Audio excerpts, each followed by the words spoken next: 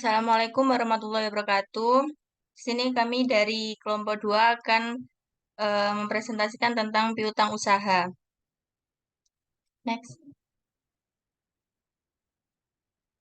Di sini kami beranggotakan yang pertama Nafisa Rosyida Aulia, kedua Rasya Pramesela, dan ketiga Faik Ubaidillah. Next. Kemudian di sini ada piutang usaha. Piutang usaha meliputi piutang yang timbul karena adanya penjualan produk atau penyerahan jasa dalam rangka kegiatan usaha normal perusahaan. Menurut Pulungan, piutang usaha merupakan piutang yang berasal dari penjualan secara kredit. Jatuh tempo piutang usaha biasanya berkisar 30-60 hari. Piutang usaha atau disebut juga piutang dagang adalah bagian dari aset keuangan. Biasanya kategori pinjaman yang diberikan dan piutang atau loan and receivable yang diatur dalam 3 PSAK sekaligus. Next.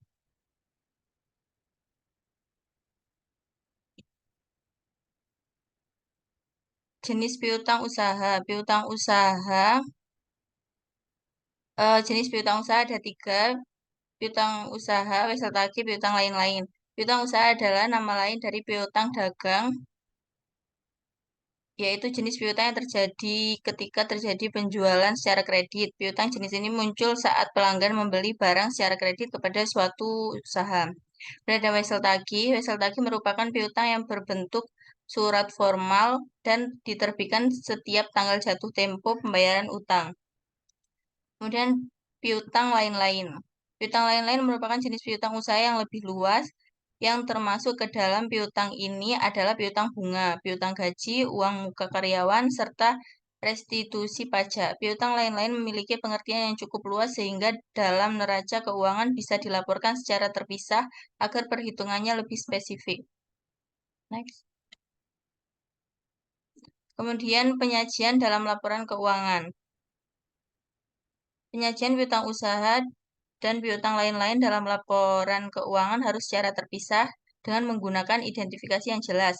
Piutang dalam laporan keuangan tersebut juga dinyatakan sebesar jumlah kotor tagihan diikuti dengan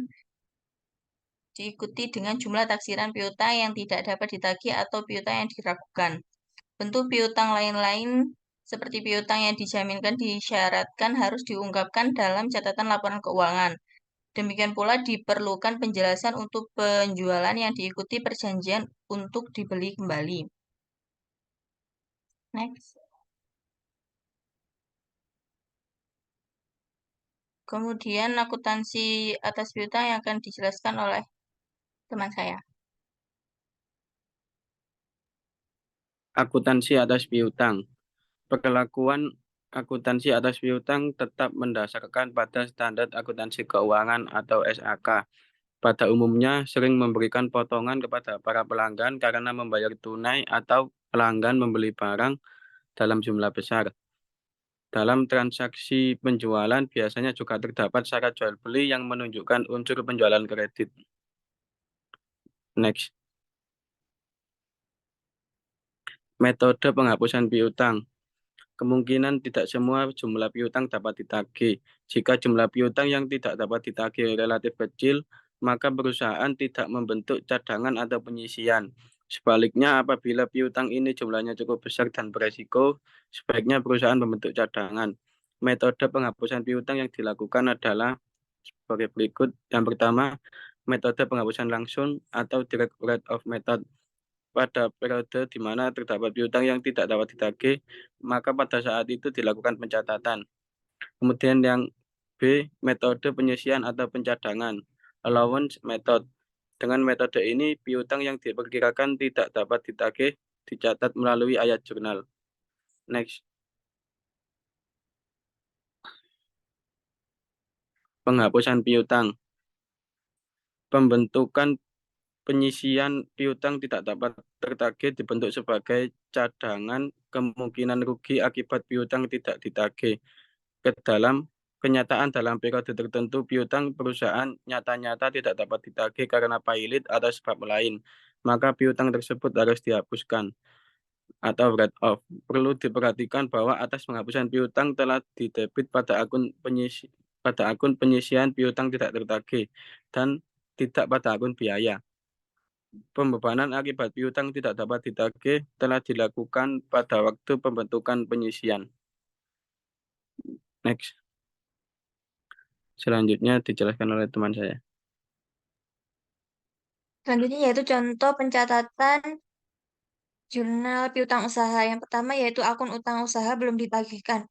Pada tanggal 1 Januari 2023, bisnis menerima barang atau jasa senilai 10.000 tanpa menerima faktur atau tagihan yang terkait.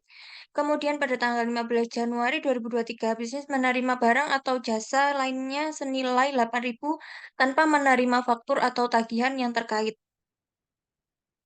Yang kedua yaitu akun utang usaha ditagih. Pada tanggal 1 Januari 2023, bisnis menerima faktur sebesar 10.000 dari pemasok atau penyedia layanan. Kemudian pada tanggal 15 Januari 2023, bisnis menerima faktur sebesar 8.000 dari pemasok atau penyedia layanan. Yang selanjutnya yaitu hubungan jurnal utang usaha dengan diskon. Yang pertama yaitu gross method atau metode kotor. Metode kotor saat diskon pembelian mengacu pada pencatatan diskon pembelian setelah mencatat jumlah utang usaha yang sebenarnya. Dalam metode ini jumlah utang usaha tercatat secara penuh terlebih dahulu, kemudian diskon pembelian sebagai pengurangan dari jumlah utang usaha tersebut. Yang kedua yaitu net methods atau metode bersih. Kebalikannya dari gross methods, metode dalam pencatatan utang saat diskon pembelian ini adalah metode di mana diskon pembelian tercatat sebagai mencatat jumlah utang yang sebenarnya. Sekian yang dapat kami sampaikan, kurang lebihnya mohon maaf. Wassalamualaikum warahmatullahi wabarakatuh.